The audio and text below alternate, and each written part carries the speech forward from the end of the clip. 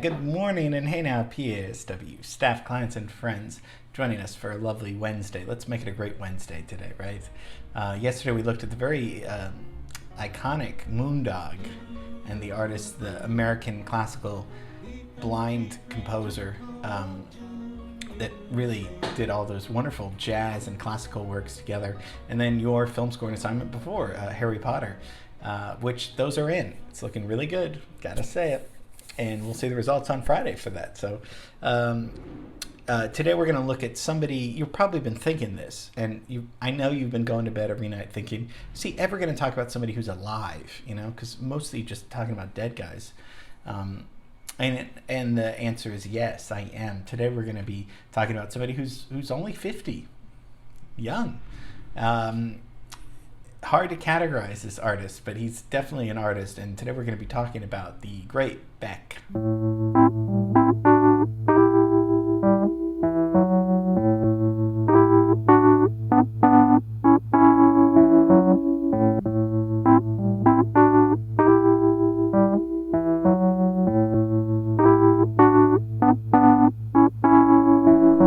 Beck Hansen. He was born Beck, B-E-K, David Campbell.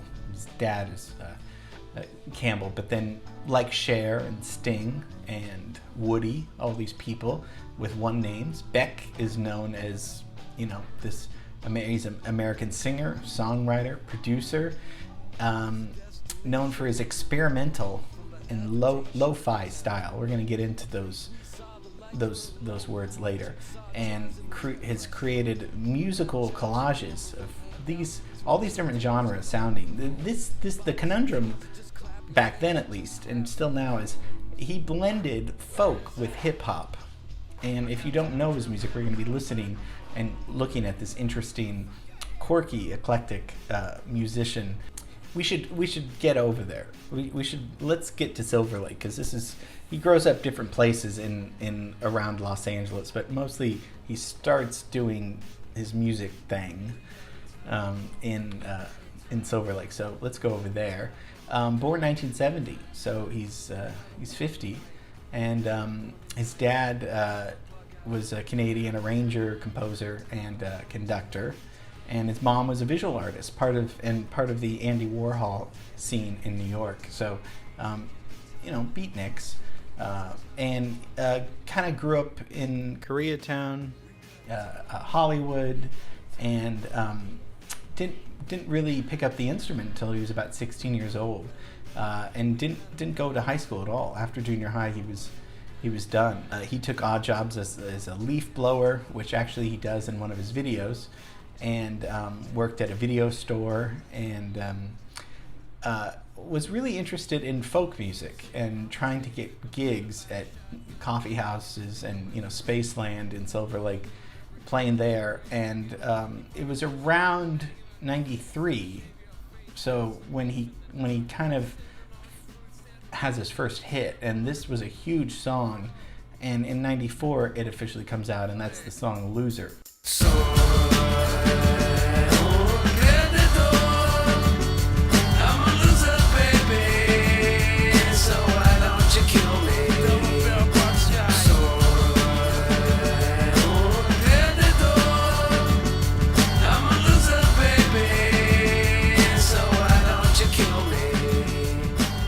Losers took 6 hours to write and record for about $350, and it really catapulted him to huge fame, which he was uncomfortable with. I think still is.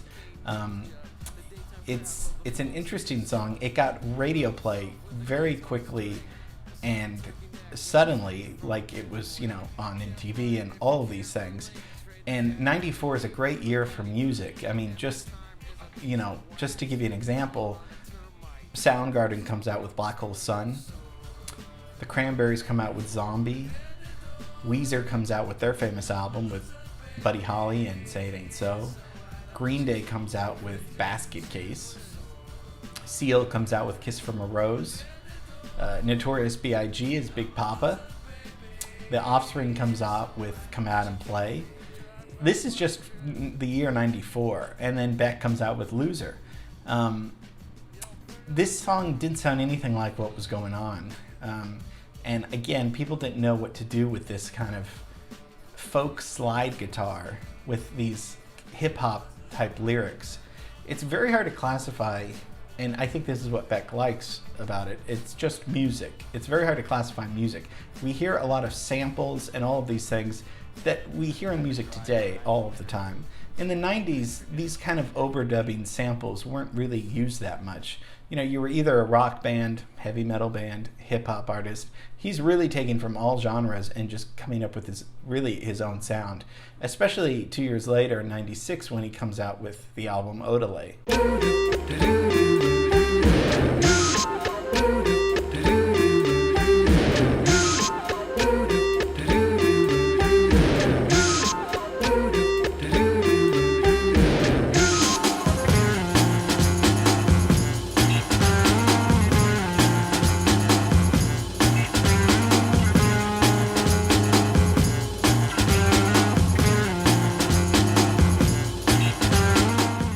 Odelay, we're hearing jazz, rock, blues, folk, hip-hop. It was an album everyone was scared, even Beck was scared to release because it was really hard to classify, and it still is hard. I mean, there's cutting and pasting and layering and all of these things that no music was sounding like this. I mean, most importantly, it swung, just like Duke Ellington said, if it swings, it's fine. So most importantly, they were very catchy. The lyrics were ironic and absurd and surreal, but it had a great beat and great feel. This was alternative music, but it was indie music, and it was personal music.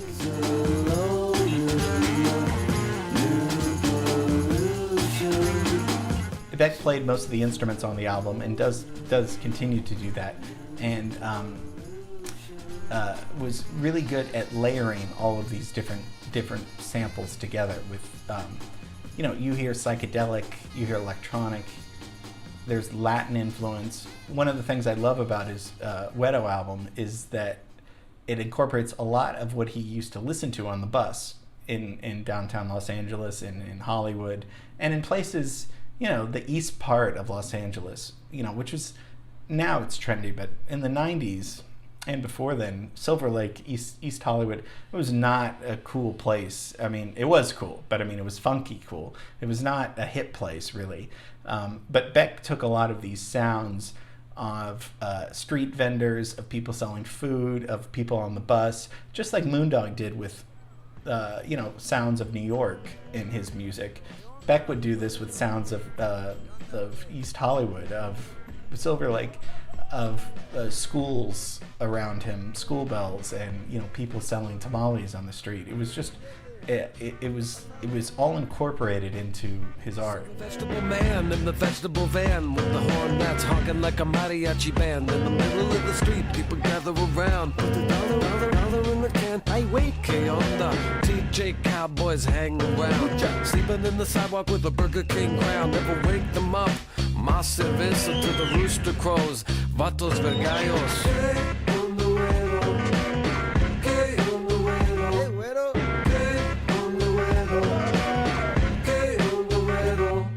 I don't think he was ever really at a loss of, he was very true to what he wanted to articulate, and that was an image of what music could be in his mind, because as we're seeing with the music videos, it's surreal, it's interesting, it's different, it's his voice, he's got a great low voice, it's just, and he's collaborated with many great artists, but I kind of wanted to just share some of my favorite things that Beck has done, and he continues to, he's come out with over 14 albums, and continues to just be super hip and relevant and interesting with all of his sounds that he comes up with. Where's that? I got two turntables and a microphone. Where's that? I got two turntables and a microphone. So that's Beck Hansen, the musician and the artist. So hope you enjoyed that. I think he's a lot of fun, and where it's at is just where it's at. It's such a great tune. So that's what got me into him in the first place. So, okay, tomorrow we'll be doing something else. So have a great rest of the day. Love you and miss you. And yeah, see you tomorrow.